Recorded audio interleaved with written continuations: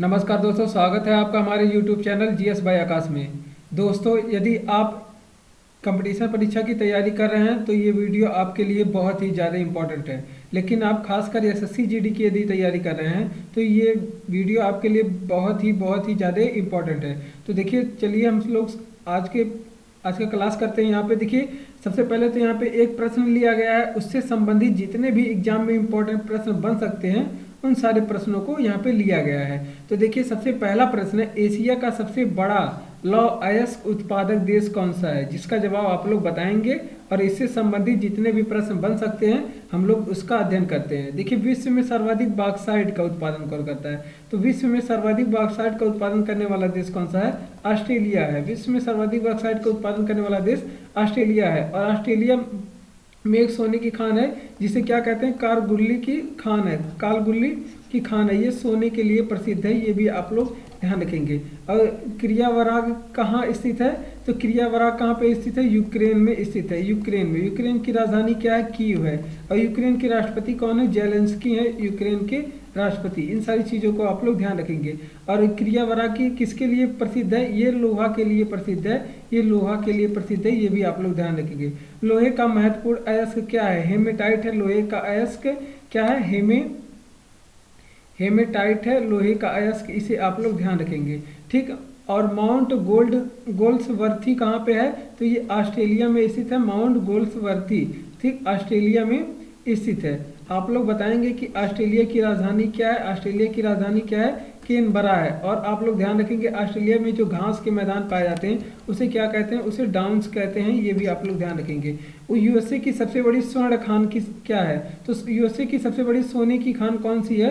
तो आप लोग ध्यान रखेंगे, होम स्टेक है। यूएसए की सबसे बड़ी सोने की खान क्या है? होम स्टेक है। और होम स्टेक कहाँ पे है यूएसए में? ये दक्षिणी डोकाट में स्थित है, दक्षिणी डकोटा में स्थित है, ये भी आप लोग ध्यान रखेंगे। दक्षिणी डकोटा में स्थित है, ये यूएसए में स्थित है। अफ्रीका का सर्वाधिक तांबा उत्पादक देश? तो अफ्रीका में सर्वाधिक तांबा उत्पादक देश कौन सा है? जाम्बिया है। अफ्रीका में सर्वाधिक तांबा का उत्पादन कौन सा करता है? जाम्बिया। ठीक।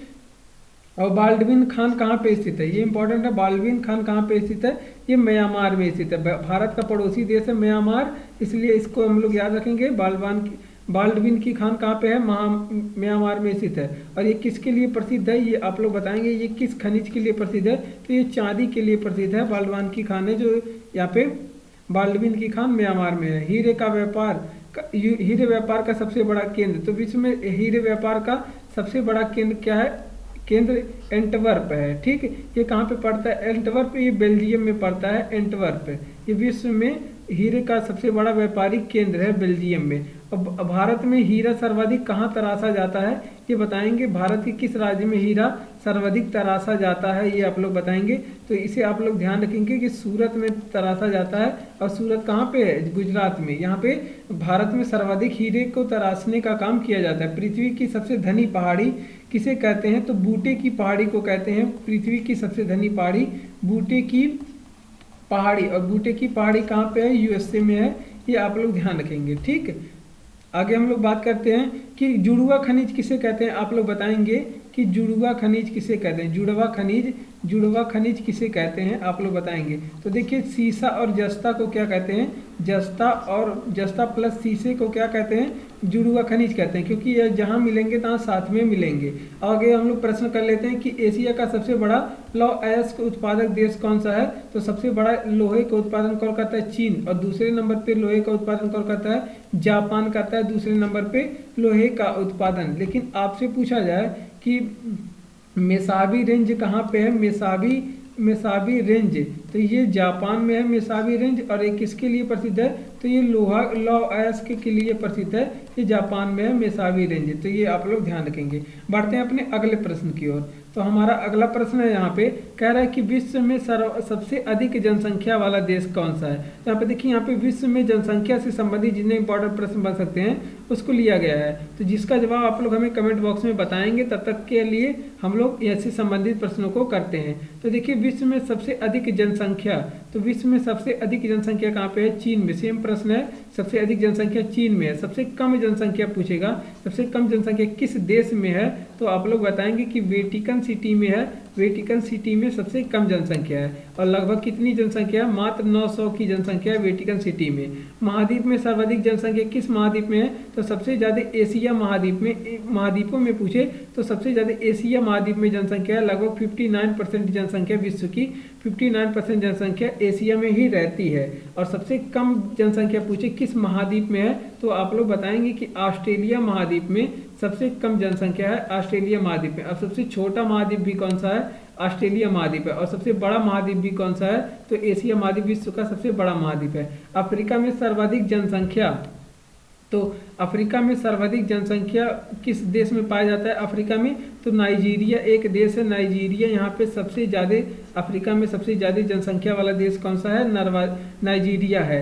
और अफ्रीका में सब सर्वाधिक जनजातियाँ पाई जाती हैं। ये आप लोग ध्यान रखेंगे, किस महाद्वीप में सर्वाधिक जनजाति पाई जाती है? तो अफ्रीका महाद्वीप में सर्वाधिक जनजाति पाई जाती है, इसलिए इसे क्या कहते हैं? इसे जनजातीय महाद्वीप भी कहते हैं। अफ्रीका को इसलिए क्या कहते हैं? जनजातीय महाद्वीप कहा जाता है। किसको? अफ्रीका को, क्योंकि यहाँ पे सर्वाधिक जनसंख्या पाई जाती है, इसलिए अफ्रीका को क्या कहते हैं? जनजातीय महाद्वीप भी कहते हैं। विश्व की सर्वाधिक मुस्लिम जनसंख्या कहाँ पाई जाती है? इंडोनेशिया में पाई जाती है। विश्व की सर्वाधिक जनसंख्या कहाँ पे? इंडोनेशिया में पाई जाती है। इंडोनेशिया की राजधानी क्या है? जकार्ता है इंडोनेशिया की राजधानी, लेकिन अब न्यू संतारा इसकी राजधानी बनने वाली है। न्यू संतारा इसकी राजधानी होने वाली है, प्रस्तावित है, हो जाएगी कुछ समय में। जनसंख्या वितरण को प्रभावित क्या करता है? जनसंख्या वितरण को जलवायु प्रभावित करता है, ये आप लोग ध्यान रखेंगे। ठीक, आगे बात करते हैं। सर्वाधिक घनत्व वाला द्वीप है, तो जावा द्वीप है सर्वाधिक घनत्व। ये किसका द्वीप है? इंडोनेशिया का द्वीप है एक, जावा। ठीक, इसमें सर्वाधिक जन घनत्व वाला द्वीप है जावा द्वीप विश्व का। ठीक, विश्व में सर्वाधिक घनत्व वाला देश कौन सा है? तो देखिए, जब विश्व में पूछे सर्वाधिक घनत्व वाला देश कौन सा है, तो आप लोग बताएंगे मोनाको में है सर्वाधिक घनत्व है। ठीक, लेकिन एशिया में पूछे सर्वाधिक घनत्व किस देश का है, तो आप लोग बताएंगे सिंगापुर में, एशिया में सर्वाधिक जन घनत्व सिंगापुर में। ठीक, ये आप लोग ध्यान रखेंगे। विश्व जनसंख्या दिवस किस में बनाते हैं? 11 जुलाई को मनाते हैं विश्व जनसंख्या दिवस। ठीक, अब बढ़ते हैं अपने अगले प्रश्न की ओर, तब तक हम पिछला प्रश्न का जवाब दे लेते हैं। तो देखिए, तो विश्व में सर्वाधिक जनसंख्या किस देश में है? तो चीन में है। आप लोग ध्यान रखेंगे, विश्व में सर्वाधिक जनसंख्या किस देश में है? चीन में है। ठीक, ये आप लोग ध्यान रखेंगे। ठीक, आगे बात करते हैं। और सबसे कम जनसंख्या पूछे, विश्व में सबसे कम जनसंख्या कहाँ पे है? तो यहाँ पे लिख लेते हैं। सबसे कम जनसंख्या पूछे तो आप लोग बताएंगे वेटिकन सिटी में है। वेटिकन सिटी में सबसे कम जनसंख्या है। ठीक, ये भी आप लोग ध्यान रखेंगे। तो यहाँ पे बताया गया है वेटिकन सिटी में सबसे कम जनसंख्या। बढ़ते हैं अपने अगले प्रश्न की ओर। तो अगला प्रश्न हमारा, विश्व की सबसे बड़ी नहर कौन सा है? जिसका जवाब आप लोग कमेंट बॉक्स में बताएंगे। आगे हम लोग संबंधित प्रश्नों को यहाँ पे सॉल्व कर लेते हैं। तो देखिए, अगला प्रश्न हमारा कह रहा है, अगला प्रश्न है कि विश्व की सबसे अधिक लंबी जहाजरानी नहर, तो विश्व की सबसे अधिक लंबी जहाजरानी नहर कौन सी है? तो देखिए, आप लोग इसका जवाब देंगे। तो आप लोग बताएंगे विश्व की सबसे बड़ी नहर कौन सी है? तो विश्व की सबसे बड़ी नहर आप लोग बताएंगे। तो जहाजरानी नहर की बात करें विश्व की, तो सबसे बड़ी तो ये है स्वेज नहर। ठीक, स्वेज नहर है, ये विश्व की सबसे बड़ी जहाजरानी नहर है, स्वेज नहर। और ये क्या करती है? ये लाल सागर किससे जोड़ती है? लाल सागर को जोड़ती है, लाल सागर को जोड़ती है भूमध्य सागर से, भूमध्य सागर से लाल सागर को जोड़ती है। ठीक, बात करें पनामा नहर, तो ये कहाँ पे है? ये अमेरिका के पास में है, अमेरिका, दक्षिणी अमेरिका और उत्तरी अमेरिका और दक्षिणी अमेरिका के बीच में है पनामा नहर। तो ये क्या करती है? ये प्रशांत महासागर को जोड़ती है, प्रशांत महासागर को जोड़ती है, प्रशांत महासागर को अटलांटिक महासागर से जोड़ती है। और कहाँ पे है? ये अमेरिका में स्थित है। आगे बात करते हैं कील नहर, तो कील नहर उत्तरी सागर को जोड़ती है बाल्टिक सागर को, बाल्टिक सागर से उत्तरी, ये प्रमुख नहर है यहाँ पे जो एग्जाम में पूछे जाते हैं। ये बाल्टिक सागर को जोड़ने का काम करती है कील नहर। और कहाँ पे स्थित है? ये जर्मनी में स्थित है, जर्मनी में स्थित नहर है जो बाल्टिक सागर को किससे जोड़ती है? उत्तरी सागर को। सू नहर, ये भी इंपॉर्टेंट है, सू नहर। तो सू नहर क्या करती है? ये सुपीरियर झील को जोड़ती है, सुपीरियर झील को जोड़ती है किससे? ह्यूरॉन झील से, सुपीरियर झील को जोड़ती है ह्यूरॉन झील से। और सुपीरियर झील ये कहाँ पे है? ये यूएसए और कनाडा की सीमा पे, यूएसए और कनाडा की सीमा पे है। एंटोरियो, ह्यूरॉन, सुपीरियर और मिशिगन, इरी, ये सारे के सारे पांचों झील कहाँ पे है? कनाडा और यूएसए की सीमा पे है। और कनाडा और यूएसए की सीमा के बीच जो समांतर रेखा है 49 डिग्री समानांतर रेखा है कनाडा और यूएसए की सीमा के बीच में। ये 49 डिग्री जो सीमा रेखा है निर्धारित करती है। इरी नहर की बात करें, ये इरी झील को जोड़ती है। इरी नहर किससे जोड़ती है? इरी झील को जोड़ती है मिशिगन झील से। तो ये भी आप लोग ध्यान रखेंगे, मिशिगन झील को जोड़ती है इरी नहर। इरी झील को मिशिगन झील से जोड़ती है। और ये भी कहाँ पे स्थित है? ये अमेरिका में स्थित है। आप लोग बताएंगे कि बोल्गाडान नहर कहाँ पे है? तो बोल्गाडान नहर कहाँ पे है? ये रूस में स्थित नहर है, रूस। और गोटा नहर कहाँ पे स्थित है? तो गोटा नहर स्वीडन में स्थित है, स्वीडन में स्थित है गोटा नहर। और जो कि कहाँ पे? स्वीडन की राजधानी जो स्टॉकहोम है, स्वीडन की राजधानी जो स्टॉकहोम है उसे क्या करती है? स्टॉकहोम और फिर गुटेनबर्ग के बीच में स्थित है। ये गुटेनबर्ग और स्टॉकहोम के बीच में स्थित है। मैनचेस्टर नहर की बात करें तो ये कहाँ पे है? ब्रिटेन में स्थित नहर है। मैनचेस्टर नहर ब्रिटेन में स्थित है, ठीक। और ये क्या करती है? मैनचेस्टर को जोड़ती है, मैनचेस्टर को जोड़ती है किससे? लिवरपूल को। मैनचेस्टर और लिवरपूल के मध्य में स्थित है, मैनचेस्टर और लिवरपूल के मध्य में ये स्थित है, ठीक। आगे हम लोग बढ़ते हैं अगले प्रश्न की ओर। तो हमारा अगला प्रश्न है चौथा नंबर, और इस प्रश्न का जवाब आप लोग लिख लीजिए। तो देखिए इस प्रश्न का जवाब हो जाएगा कि विश्व की सबसे बड़ी नहर कौन सी है? तो यही नहर है, स्वेज नहर है विश्व की सबसे बड़ी नहर, ठीक। और बात करें ये कहाँ पे स्थित है, स्थिति की बात कर लें, ये कहाँ पे स्थित है? तो आप लोग बताएंगे ये मिस्र की नहर है, मिस्र की नहर। इसका निर्माण कब हुआ? जो स्वेज नहर है यहाँ पे लिख देते हैं, इसका निर्माण कब हुआ? तो ये 1869 में इसका निर्माण होता है। लेकिन जब आपसे पूछे कि जो आपका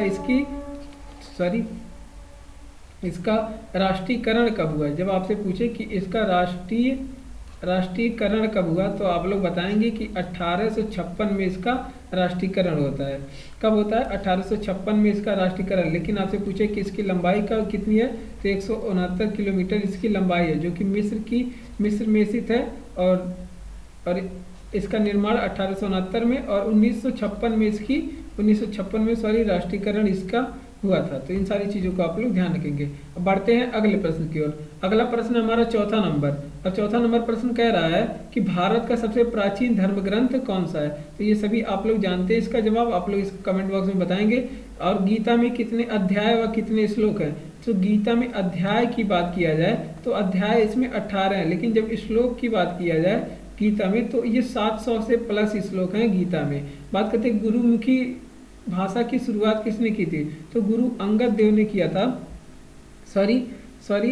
गुरु अंगद देव ने किया था। गुरुमुखी लिपि का शुरुआत गुरु अंगद देव ने किया था। स्वर्ण मंदिर का निर्माण किसने करवाया था? गुरु अर्जुन देव ने करवाया था स्वर्ण मंदिर की निर्माण। और बात करें सिखों की जो पवित्र धर्म ग्रंथ है जिसे क्या कहते हैं, और उसका निर्माण उसको किसने लिखा था ये भी आप लोग बताएंगे। पारसियों का पवित्र धर्म ग्रंथ क्या है? तो जिंदावस्था है। पारसियों का पवित्र धर्म ग्रंथ जिंदावस्था है, ठीक। बात करें बौद्ध धर्म के संस्थापक कौन थे? गौतम बुद्ध थे। गौतम बुद्ध थे। बौद्ध धर्म के संस्थापक कौन थे? गौतम बुद्ध थे। ये आप लोग ध्यान रखेंगे। हिंदू धर्म में इतिहास के कितने युगों में बांटा गया है? तो हिंदू धर्म में इतिहास को कितने युगों में बांटा गया है? तो 4 युग में बांटा गया है हिंदू धर्म को। तो देखिए कौन कौन से युग, एक तो आपका हो जाएगा सतयुग, और एक तो हो जाएगा आपका त्रेता युग जिसमें राम भगवान थे, त्रेता युग था। और एक तो आपका द्वापर युग हो जाएगा, द्वापर युग हो जाएगा जिसमें कृष्ण भगवान थे। और एक तो कलयुग हो जाएगा जिसमें हम लोग हैं, तो ये कलयुग है, ठीक। तो सतयुग, त्रेता युग, द्वापर युग, कलयुग, तो इस 4 भागों में बांटा गया था। संजीवनी की खोज किसने किया था? तो जो आपके गुरु शुक्राचार्य थे ये खोज किए थे, गुरु शुक्राचार्य इसकी खोज किए थे, ठीक। आप लोग इसे ध्यान रखेंगे, ठीक। बात करें महाभारत के रचयिता कौन है? महर्षि वेद व्यास है। महाभारत के रचयिता महर्षि वेद व्यास है, ये भी आप लोग ध्यान रखेंगे। वेद व्यास है, महाभारत के रचयिता महर्षि वेद व्यास है, ठीक। बात करते हैं ईसा मसीह का जन्म 404 ईसा पूर्व में हुआ था। ईसा मसीह का जन्म कब हुआ था? 4 ईसा पूर्व में हुआ था। आप लोग बताएंगे कि बाइबिल के लेखक कौन है? बाइबिल के लेखक कौन है? तो आप लोग ध्यान रखेंगे कि बाइबिल के लेखक जो थे वो ईसा मसीह के जो ईसा थे इनके शिष्यों ने मिलकर लिखा था, इनके शिष्यों ने इसकी रचना की था, इनके शिष्यों ने इसकी रचना किए थे, ठीक। और इसमें ईसा की जीवनी है, इनके शिक्षा को और इसमें ईसा के कार्यों को बाइबिल में बताया गया है, ठीक। बात करते हैं इस प्रश्न का जवाब आप लोग लिख ले। भारत का सबसे प्राचीन जो धर्म ग्रंथ है ये ऋग्वेद है।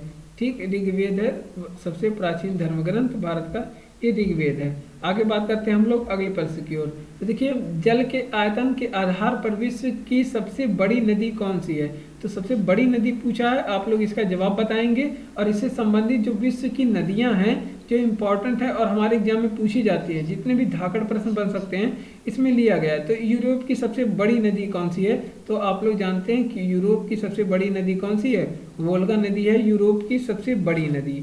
ठीक, और यहाँ ये कहाँ पे प्रवाहित होती है? तो प्रवाहित की बात करें तो ये अपने भ्रंश घाटी में बहती है, ये अपनी भ्रंश घाटी में बहती है। ठीक, भ्रंश घाटी में ये अपने बहती है और ये आगे चल के किस में गिरती है? ये कैस्पियन सागर में जाके गिर जाती है, कैस्पियन सागर में जाके ये अपना जल गिराती है। ठीक, ये आप लोग ध्यान रखेंगे। यूरोप की सबसे बड़ी नदी, तो ये देखिए क्वेश्चन रिपीट हो गया है। तो यहाँ पे देखिए आप लोग बताएंगे कि नील नदी का वरदान किसे कहते हैं? नील नदी का वरदान किसे कहते हैं? नील नदी का वरदान किसे कहते हैं? तो आप लोग इसे ध्यान रखेंगे कि नील नदी का वरदान किसे कहते हैं? मिस्र को कहते हैं नील नदी का वरदान। ठीक, और आप लोग बताएंगे नील नदी का उद्गम कहाँ से होता है? नील नदी का उद्गम कहाँ से होता है? तो आप लोग ध्यान रखेंगे जो विक्टोरिया झील है, अफ्रीका में एक विक्टोरिया झील है, विक्टोरिया झील से होती है नील नदी का उद्गम। और बात करते हैं जो विक्टोरिया झील है ये किस रेखा के समीप है? ये भूमध्य रेखा विक्टोरिया झील से बीचों बीच से होके जाती है भूमध्य रेखा। ये आप लोग ध्यान रखेंगे। भूमध्य रेखा को 2 बार कौन सी नदी काटती है? कांगो नदी भूमध्य रेखा को 2 बार काटती है, कांगो नदी।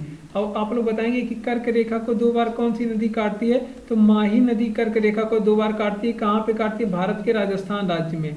और मकर रेखा को भारत में कौन सी नदी, मकर रेखा को 2 बार कौन सी काटती है? तो लिम्पोपो नदी मकर रेखा को 2 बार काटती है। बांग्लादेश में गंगा का क्या नाम है? बांग्लादेश में गंगा का नाम है, तो बांग्लादेश में गंगा को क्या कहते हैं? आप लोग बताएंगे। बांग्लादेश में गंगा को पद्मा कहते हैं, ये आप लोग ध्यान रखेंगे। और बांग्लादेश में गंगा को पद्मा कहते हैं। आप लोग बताएंगे बांग्लादेश में ब्रह्मपुत्र को क्या कहते हैं? बांग्लादेश में ब्रह्मपुत्र को क्या कहते हैं? जमुना कहते हैं, ब्रह्मपुत्र को जमुना कहते हैं। और ब्रह्मपुत्र और गंगा की संयुक्त धारा को क्या कहते हैं? गंगा। और फिर जब ब्रह्मपुत्र की जो संयुक्त धारा मिल जाती है उसको क्या कहते हैं? उसे मेघना कहते हैं, ये आप लोग ध्यान रखेंगे। ठीक, तेल की नदी किसे कहते हैं? तो नाइजर नदी को क्या कहते हैं? नाइजर नदी को तेल की नदी कहते हैं। ये किस देश अब किस महाद्वीप की नदी है? ये अफ्रीका महाद्वीप की नदी है। नाइजर नदी कहाँ की नदी है? अफ्रीका महाद्वीप की नदी है। ये कहाँ पे आगे चल के गिरती है? किस खाड़ी में गिरती है नाइजर की नदी? तो ये आगे चल के गिनी की खाड़ी में गिरती है, गिनी की खाड़ी में अपना जल गिराती है। कौन सी नदी? नाइजर नदी। लाल नदी का प्रवाह कहाँ पे होता है? लाल नदी का प्रवाह ये वियतनाम की नदी है। लाल नदी वियतनाम की नदी है, वियतनाम की नदी है। कौन सी? लाल नदी। आप लोग बताएंगे कि मर्रे डर्लिंग की नदी कहाँ की नदी है? मर्रे डर्लिंग की कहाँ की प्रसिद्ध नदी है? तो ये ऑस्ट्रेलिया की नदी है। मर्रे डर्लिंग नदी ऑस्ट्रेलिया की नदी है, ये आप लोग ध्यान रखेंगे। आगे बात करते हैं डेन्यूब नदी। तो डेन्यूब नदी के बारे में ध्यान रखेंगे। ये मध्य यूरोप की नदी है, मध्य यूरोप में बहने वाली नदी है डेन्यूब की नदी। इसका उद्गम आपसे पूछे कहाँ से होता है? डेन्यूब नदी का उद्गम कहाँ से होता है? तो आप लोग ये ध्यान रखेंगे ब्लैक फॉरेस्ट से निकलती है, ब्लैक फॉरेस्ट से निकलती है। और फिर अपना जल कहाँ पे गिराती है? ये अपना जल गिराती है काला सागर में। देखिए काला जंगल से निकलती है और काला सागर में अपना जल गिराती है, ये आप लोग ध्यान रखेंगे। मैकेंजी नदी का उद्गम कहाँ? ये कनाडा का नदी, कनाडा में बहने वाली नदी है मैकेंजी नदी। ठीक, तो इसे भी आप लोग ध्यान रखेंगे। ये इसका उद्गम की बात करें तो ये कहाँ से उद्गम होता है? इसका ग्रेट स्लेव झील से होता है इसका उद्गम, ग्रेट स्लेव झील से। ये जो मैकेंजी नदी है ये ग्रेट स्लेव झील से उद्गम होता है। ये कहाँ पे बहती है? कनाडा में बहती है। आप लोग बताएंगे कि ओब नदी का उद्गम कहाँ से होता है? ओब नदी का उद्गम कहाँ से होता है? तो ये आप लोग ध्यान रखेंगे कि ये अल्ताई पर्वत से निकलती है। ओब नदी अल्ताई पर्वत से निकलती है। और ये कहाँ की नदी है? ये साइबेरिया में बहने वाली नदी है। ठीक, ये सारी चीज़ें आप लोग ध्यान रखेंगे। अब इस प्रश्न का जवाब क्या हो जाएगा आप लोग बताएंगे। तो आयतन के आधार पर विश्व की सबसे बड़ी नदी कौन सी है? आयतन के आधार पर जब पूछे तो इसका जवाब क्या हो जाएगा? अमेजन। तो अगर पूछे विश्व की सबसे लंबी नदी कौन सी है, तो आप लोग बताएंगे नील नदी विश्व की सबसे लंबी नदी है।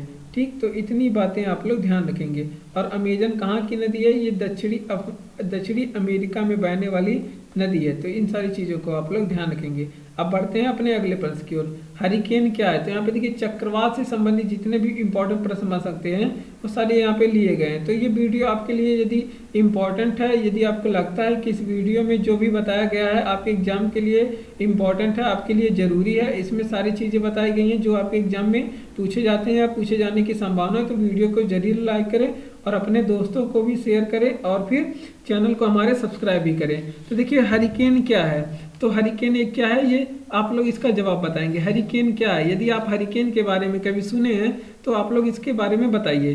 तो देखिए अब चक्रवात की दिशा पूछ रहा है, तो देखिए उत्तरी गोलार्ध में जब देखा जाए, उत्तरी गोलार्ध में आप देखेंगे तो चक्रवात इस तरह का, ये हमारा गोला है, ये गोलार्ध हो गया, ये उत्तरी गोलार्ध, ये दक्षिणी गोलार्ध। जब उत्तरी गोलार्ध में आप जाएंगे तो चक्रवात आपको जितने भी मिलेंगे वो इस तरह के मिलेंगे, यानी कि ये कौन सा वर्त है, ये वामावर्त है, ये वामावर्त है, इस तरह से घूमेंगे। लेकिन जब दक्षिणी गोलार्ध में जाएंगे तो ये इस तरह की, यानी कि घड़ी की दिशा में घूमेंगे।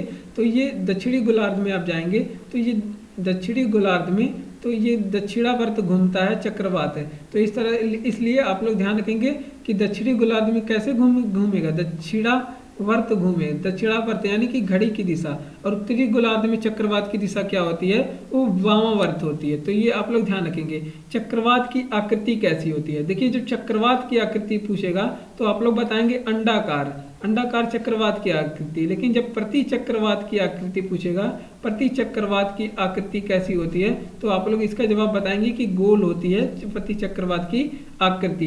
ठीक, तो ये आप लोग ध्यान रखेंगे।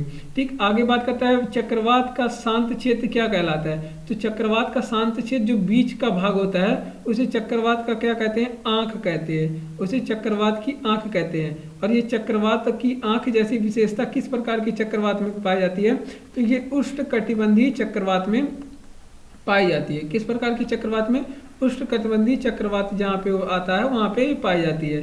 ठीक, आगे बात करते हैं चक्रवात की शक्ति का मापन किस में करते हैं। तो देखिए ये टी स्केल पे करते हैं चक्रवात की मापन, चक्रवात की शक्ति की मापन टी स्केल पे करते हैं। ऑस्ट्रेलिया के उष्णकटिबंधीय चक्रवात को क्या कहते हैं, इसको विली कहते हैं, विली कहते हैं।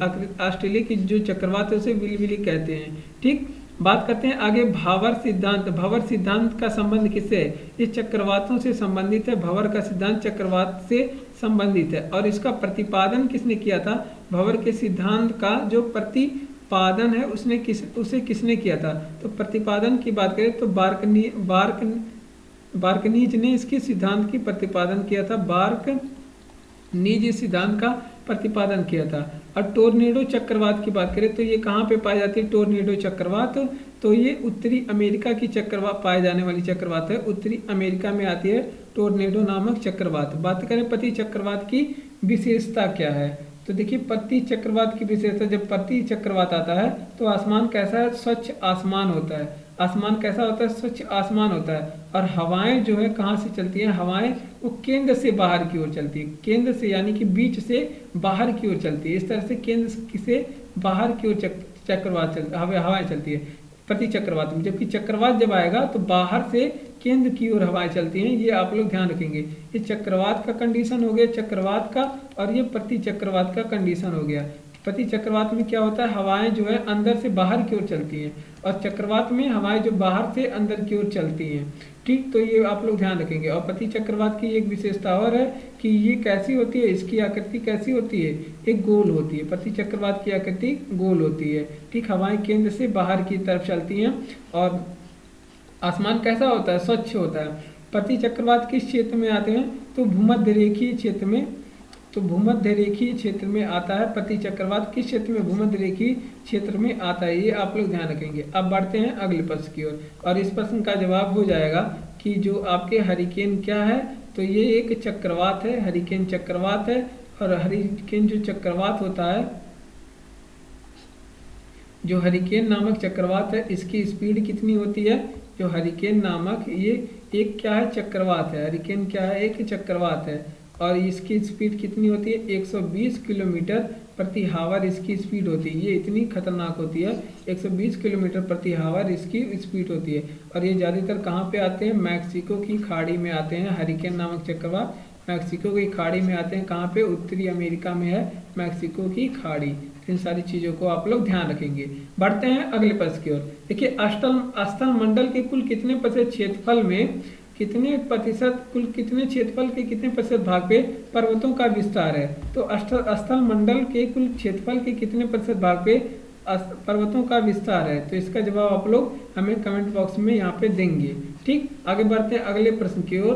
तो यहाँ पे पर्वतों से संबंधित जो एग्जाम में पूछे जाने वाले प्रश्न है इंपॉर्टेंट वो लिए गए। देखिए, रेडियो सक्रियता का सिद्धांत किससे संबंधित है। तो देखिए, इसमें पर्वतों की उत्पत्ति के बारे में जानकारी प्राप्त की जाती है। पर्वतों की उत्पत्ति के बारे में जानकारी किससे ली जाती है, ये रेडियो सक्रियता के सिद्धांत से ली जाती है। तो इसका प्रतिपादन किसने किया था, इसका प्रतिपादन जाली ने किया था। और चट्टानों की जो आयु है उसे ज्ञात करने के लिए कौन सी विधि, यूरेनियम किसका उपयोग करते हैं, यूरेनियम 238 का उपयोग करते हैं। यूरेनियम 238 का उपयोग करते हैं किसमें, चक्रवात की जो रेडियो सक्रियता विधि से पर्वतों की आयु ज्ञात करने के लिए यूरेनियम 238 का उपयोग करते हैं। इसका जो प्रतिपादन है वो जाली ने किया था, ये आप लोग ध्यान रखें। भूसन्निधि का सिद्धांत ये कोबर ने दिया था, कोबर। और ये किससे संबंधित है, ये पर्वतों की उत्पत्ति के बारे में बताता है।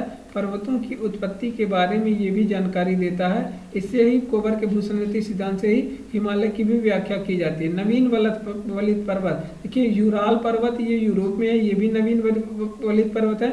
एंडीज पर्वत जो कि दक्षिणी अमेरिका में सबसे ऊंची चोटी माउंट एकांकागुआ, ये भी एक वलित पर्वत का उदाहरण है। हिमालय पर्वत जो कि एशिया में है, हिमालय पर्वत, और इसकी सबसे ऊंची चोटी माउंट एवरेस्ट, ये भी वलित पर्वत का उदाहरण है।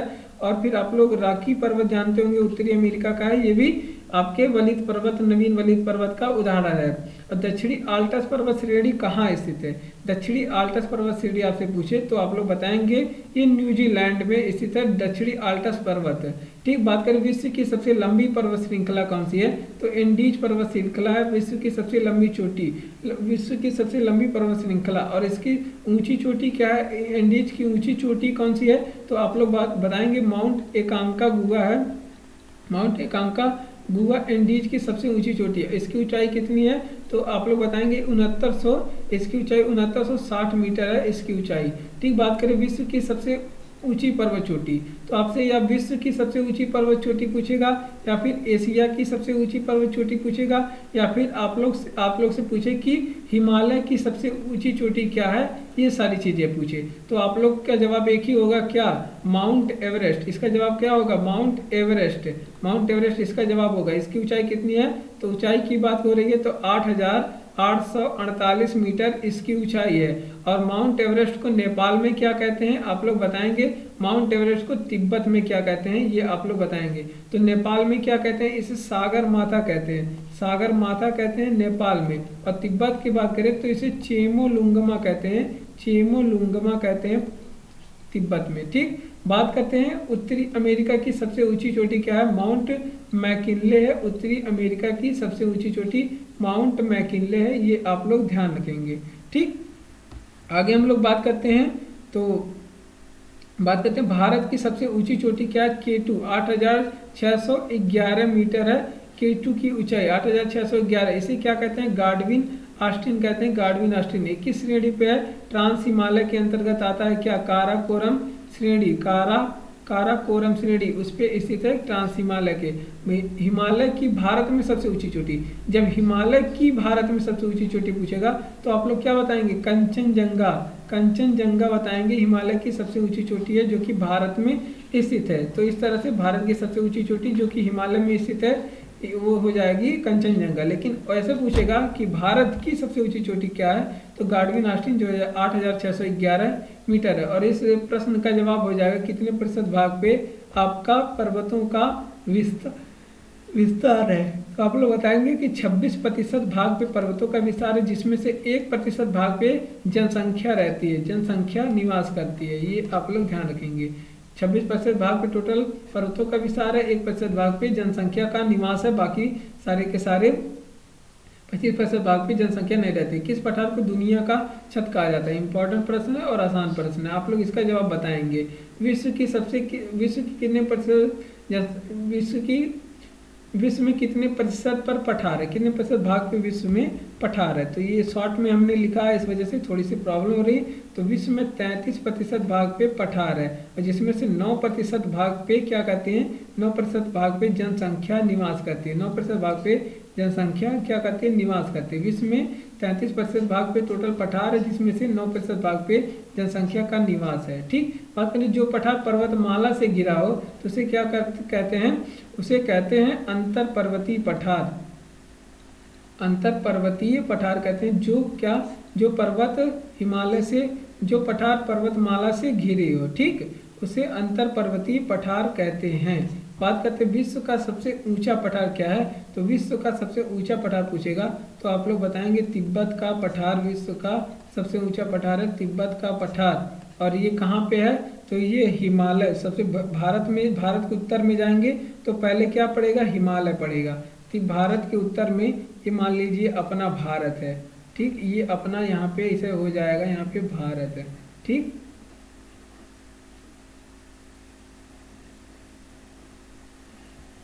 इस तरह से, तो यहाँ पे हिमालय पहले पड़ेगा,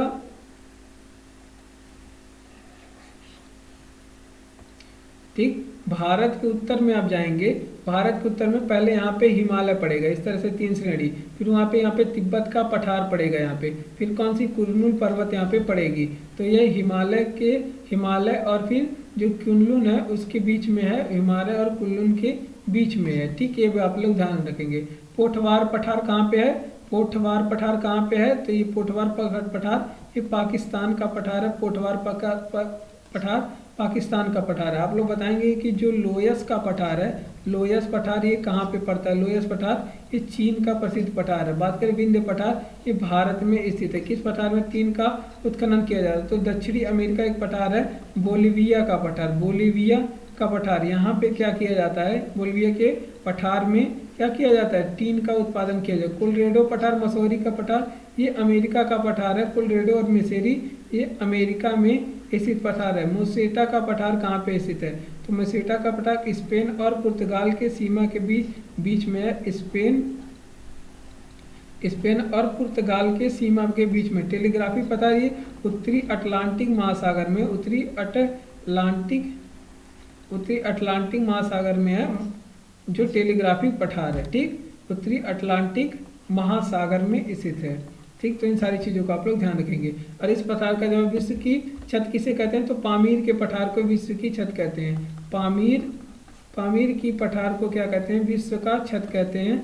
और बात करते हैं अगले प्रश्न की, तो देखिए हमारा अगला प्रश्न है 9 नंबर प्रश्न है, संप्रदाय का मैदान का निर्माण किस कारण से होता है, आप लोग इसका जवाब बताएंगे। आगे हम लोग इससे संबंधित प्रश्न, जितने मैदान से संबंधित प्रश्न है उसको हम लोग कर लेते हैं। तो देखिए बात करते हैं संप्रदाय के मैदान का, और विश्व में कितने प्रतिशत भाग पे मैदान है। सबसे पहले तो यही इंपॉर्टेंट प्रश्न है कि विश्व के कितने प्रतिशत भाग पे आपके मैदान है, तो आप लोग इसे ध्यान रखेंगे। 41% भाग पे मैदान है, जिसमें 90% भाग पे क्या करती है, जनसंख्या निवास करती है। 90% भाग पे जनसंख्या का क्या है, निवास है। 90% भाग पे जनसंख्या निवास करती है, जिसमें 41% भाग से 43% भाग में 90% भाग पे जनसंख्या निवास करती है। सभ्यता का पालन किसे कहता है, तो मैदान को कहते हैं सभ्यता का पालन। और जितनी भी सभ्यता हैं आप लोग देखेंगे कि मैदान भाग पे और नदियों के किनारे विकसित हुई है। उत्तर पश्चिम चीन के मैदान का निर्माण कैसे हुआ था, तो रेत एवं धूल से इसका निर्माण हुआ था। रेत धूल और कणों के जमाव के कारण, रेत धूल कणों के जमाव से इसका निर्माण हुआ है। ठीक, बात कर रहे हैं पेडी प्लेन मैदान कहाँ पे, इसका पेडी प्लेन मैदान का निर्माण कैसे है, ये पवन अपर्दन से हुआ है। पवन अपर्दन से, पवन के कटाई छटाई से, पवन अपर्दन से इसका निर्माण हुआ है। ब्लैक हिल पहाड़ नामक पहाड़ी किसमें है, तो अमेरिका में स्थित है ब्लैक हिल पर्वत। और ब्लू हिल भी कहाँ पे, ब्लू हिल ये भी अमेरिका में स्थित है। बात करते हैं पिरनीज पर्वत कहाँ पे स्थित है, तो बात करें पिरनीज पर्वत की, तो ये फ्रांस और स्पेन की सीमा पे स्थित है। फ्रांस एंड स्पेन की सीमा पे स्थित है ये पिरनीज पर्वत स्थित है। ठीक, जूट का सर्वाधिक उत्पादक क्षेत्र तो गंगा ब्रह्मपुत्र का जो डेल्टाई क्षेत्र है, गंगा एवं ब्रह्मपुत्र का डेल्टाई क्षेत्र है, वहाँ पे क्या किया जाता है, जूट का उत्पादन किया जाता है। ठीक, गंगा और ब्रह्मपुत्र के डेल्टाई मैदान में। लावा निर्मित मैदानों का सर्वाधिक उत्पादन, लावा निर्मित मैदानों में सर्वाधिक उत्पादन किसका किया जाता है, कपास का किया जाता है। कपास के लिए कौन सी मिट्टी उपजाऊ होती है, तो कपास के लिए काली मिट्टी सर्वाधिक उपजाऊ मानी जाती है। और काली मिट्टी को क्या कहते हैं, रेगूर मिट्टी कहते हैं। काली मिट्टी को रेगूर मिट्टी कहते हैं, कभी कभी एग्जाम में पूछ लिया जाता है। संप्रदाय मैदान का निर्माण किसके द्वारा होता है, ये नदी अपरदन से, नदी के कटाई छटाई से, अपरदन से होता है संप्रदाय मैदान का निर्माण। आगे बढ़ते हैं हम लोग 10 नंबर प्रश्न में। और इस प्रश्न का इस वीडियो का आखिरी प्रश्न है। वीडियो अच्छा लगा हो तो लाइक जरूर करें, चैनल को सब्सक्राइब करें, अपने दोस्तों तक शेयर भी करें।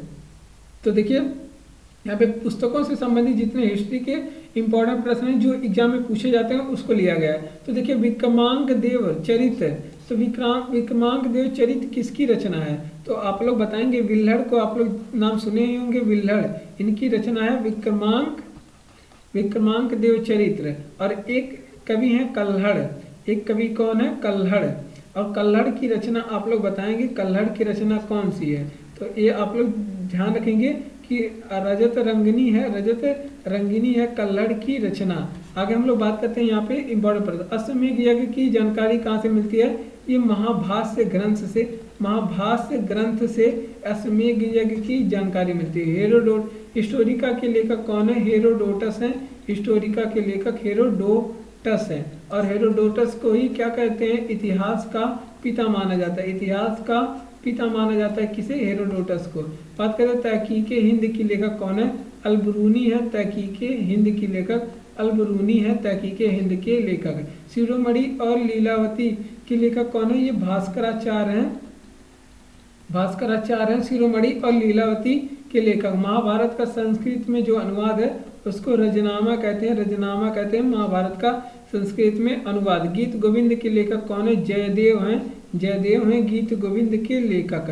बात करते हैं कल्पसूत्र के लेखक कौन है, ये भद्रबाहु हैं कल्पसूत्र के लेखक। बात करें अमुक्त माल्यदा के लेखक कौन है, तो कृष्णदेव राय हैं अमुक्त माल्यदा के लेखक। बात करते हैं आदि ग्रंथ के लेखक, तो गुरु अर्जुन देव हैं, आदि ग्रंथ के लेखक गुरु अर्जुन देव हैं। सिखों के 5वें नंबर के गुरु होते हैं जिसकी हत्या जहांगीर ने, शाहजहां ने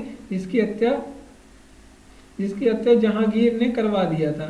ठीक, और एक गुरु होते हैं 9वें नंबर के, कौन गुरु होते हैं, गुरु तेग बहादुर की हत्या किसने करवाया था, तेग बहादुर की हत्या, तो ये औरंगजेब इनकी हत्या करवाया था। तेग बहादुर औरंगजेब इनकी हत्या करवा दिया था, क्यों, क्योंकि ये इस्लाम धर्म को स्वीकार नहीं कर रहे थे, मना कर रहे थे। ठीक, तो धन्यवाद, आज के वीडियो में इतना ही।